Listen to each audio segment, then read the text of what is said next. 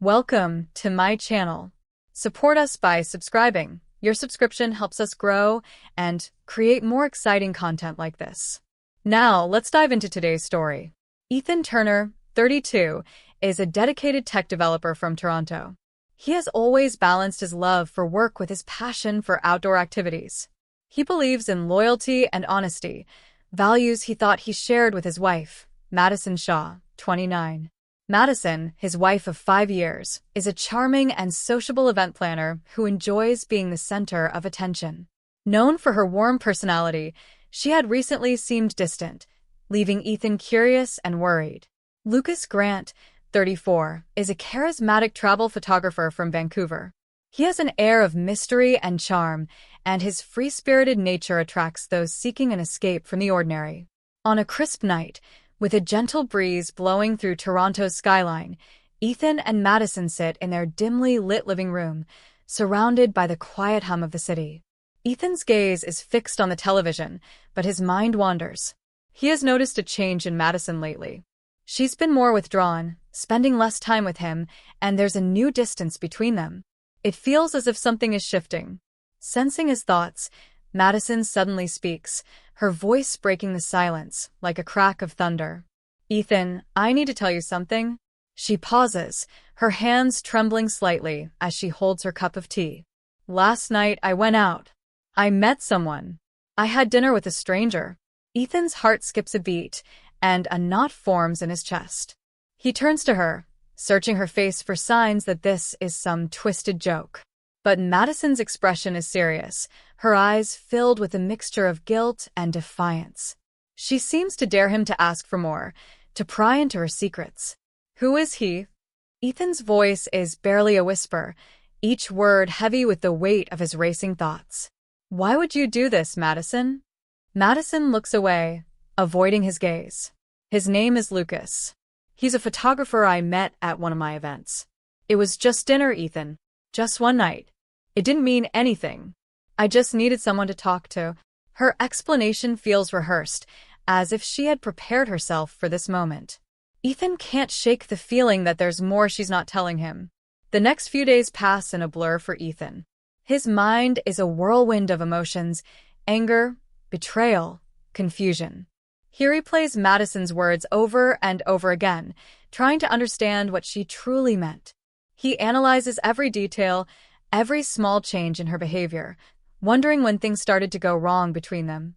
At work, he stares blankly at his computer screen, unable to focus on coding or meetings. His colleagues notice the change in him. The once cheerful and easygoing Ethan now carries an air of tension. He brushes off their concerns, unwilling to share the turmoil brewing inside him.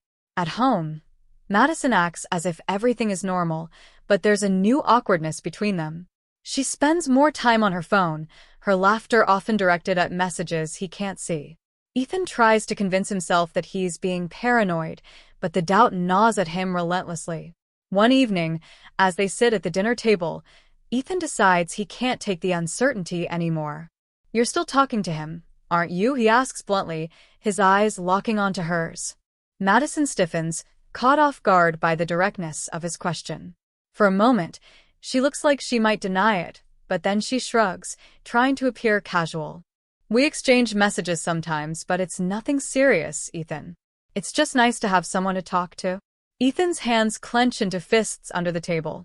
He wants to believe her, but the image of Madison laughing at her phone, her face lighting up in a way he hasn't seen in months, keeps flashing in his mind.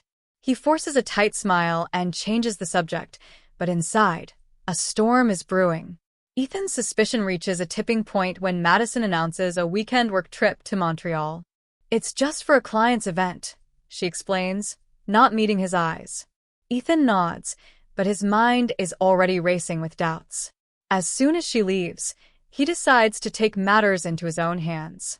He hires a private investigator, Mark Jacobs, a former police officer known for his discretion. Ethan gives Mark Madison's travel details and Lucas's name, hoping for clarity, even if it's painful. As days pass, Ethan anxiously awaits the investigator's report, feeling a strange mix of dread and anticipation. When the report finally arrives, Ethan's worst fears are confirmed. Madison had spent the weekend in Montreal, but not at a client's event. Madison was seen exploring the city with Lucas, dining at cozy restaurants and taking walks along the St. Lawrence River. The photos show them holding hands, their bodies close, their smiles too intimate to be innocent. Ethan stares at the images, feeling his world crumble with each page, each one more painful than the last. He feels a sharp stab of betrayal, but beneath that, a sense of resolve begins to form. He knows what he has to do. The next evening, Madison returns home looking refreshed and cheerful. She barely has time to take off her coat before Ethan places the photos on the kitchen counter. Madison's face drains of color as she flips through the evidence of her betrayal. "How could you, Madison?" Ethan's voice is raw with pain. "You lied to me. Made me believe it was just dinner, just one night. But this is more than that." Madison's hands shake as she tries to gather the photos. "Ethan, it wasn't supposed to be like this. I never meant for it to go this far." Her voice cracks, and for a moment, she seems like the woman Ethan once fell in love with, vulnerable, regretful. But it's too late for apologies. Ethan steps back, his expression cold. "You made your choice, Madison. And now I'm making mine. I want a divorce." The words hit her like a slap, and she stumbles back, tears welling in her eyes. "No, please, Ethan. We can work through this. I can end things with Lucas. I swear." Madison's voice is desperate, but Ethan shakes his head. "You already ended us, Madison.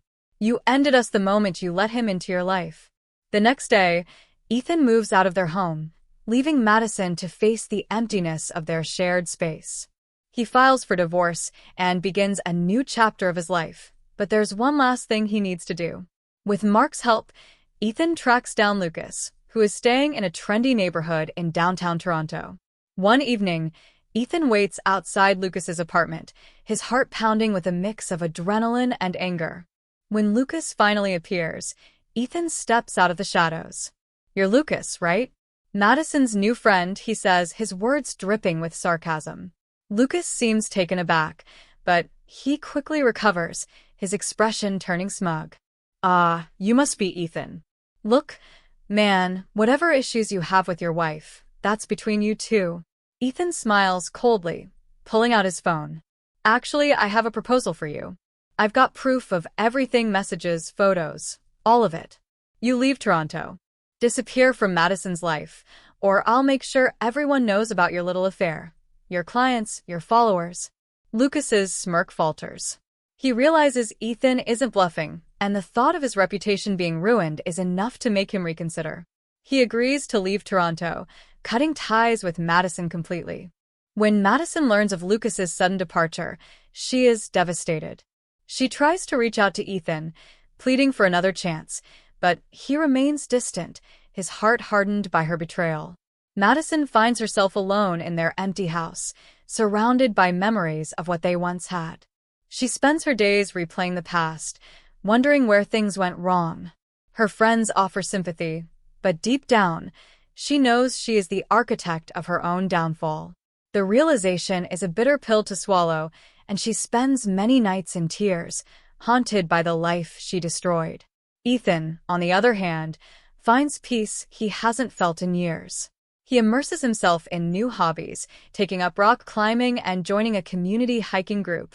He starts to see the world in a new light, appreciating the beauty of nature and the freedom of being on his own.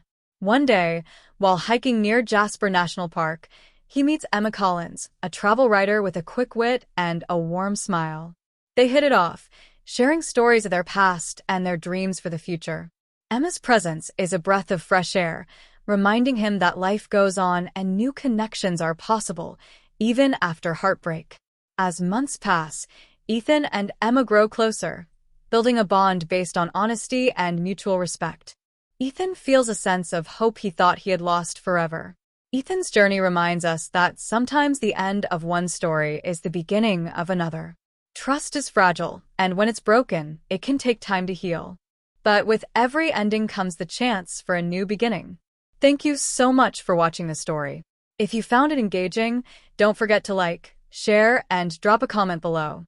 What would you have done if you were in Ethan's shoes? Let us know your thoughts. Make sure to subscribe for more captivating stories, and we'll see you in the next episode.